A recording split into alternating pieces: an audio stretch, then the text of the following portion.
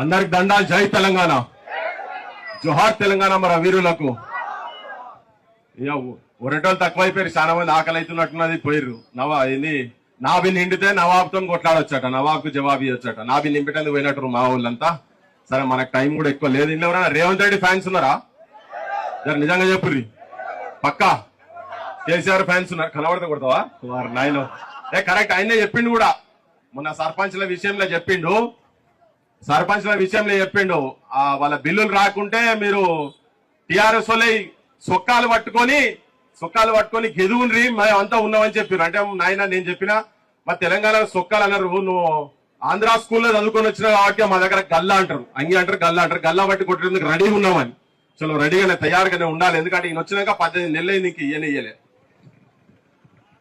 So మీ అందరికి అన్ని విషయాలు అయితే మొత్తం చర్చ చేసి ఆఖరి మాట్లాడటానికి ఒక పంచాయతీ ఉంటుందట. అయితే ముచ్చట్లన్నీ అయిపోతాయి, లేకపోతే టైం అని ఉండదు. నాకు 2 లేవు, టైం లేదు, ముచ్చట్లు లేవు. ఎందుకంటే అందరు అన్ని చెప్పేసేసారు, మొత్తం చెప్పారు. అయినా కానీ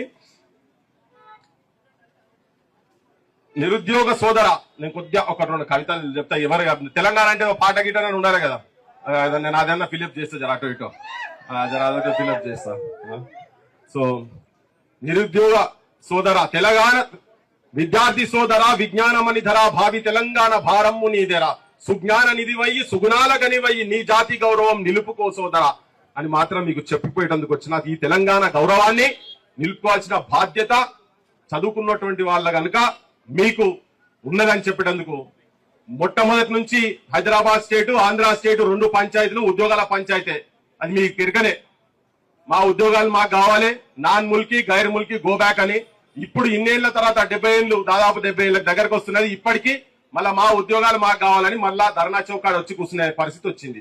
దీనికి ఏంటంటే దీనికి కారణం అంతా మనమే. త్యాగాలు జరుగుతలేవా? త్యాగాలు జరుగుతున్నాయి. పట్టణాల్లో చూడు, మెట్ట భూమిలో చూడు, ఆఫీసులో చూడు, ఆఫీసర్ను చూడు, ఆంధ్రమయమే అంతా, అంధకారమే అంతా అని 69 ఉద్యమంలో ఇట్లా రాసుకుంటా పాడుకుంటా తిరిగినాం అప్పుడు. కానీ ఇప్పటికీ తెలంగాణ వచ్చిన తర్వాత అప్పుడు ఆంధ్రమయమైంది, కానీ ఇప్పుడు ఉన్నోడు మనకు రావాల్సిన ఉద్యోగాలు మనకి ఇస్తలేడు. సో ఇదే పంచాయతీ. మన ఉద్యోగాలు మనకి ఎట్లా రావాలి అనేది అన్ని ఉన్నాయి. చైతన్యం లేదా అంటే ఉన్నాయి.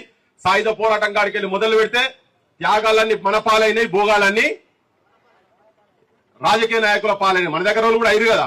త్యాగాలు ఇక్కడ చేస్తూనే ఉన్నాం, ఇప్పటికి కూడా చేస్తూనే ఉన్నాం. మళ్ళా తిరగబడి మళ్ళీ ఇప్పుడు రేపు పొద్దుగాల క్వశ్చన్ చేయాలన్నా కానీ క్వశ్చన్ చేస్తూనే ఉంటాం. కానీ మళ్ళీ ఎవరిని కోటేయాలనే కాడనే పంచాయతీ ఉన్నది ఇప్పుడు ఉన్నదంతా. ఎవరిని కోటేయాలి? మొన్నదాకా ఒక పెద్ద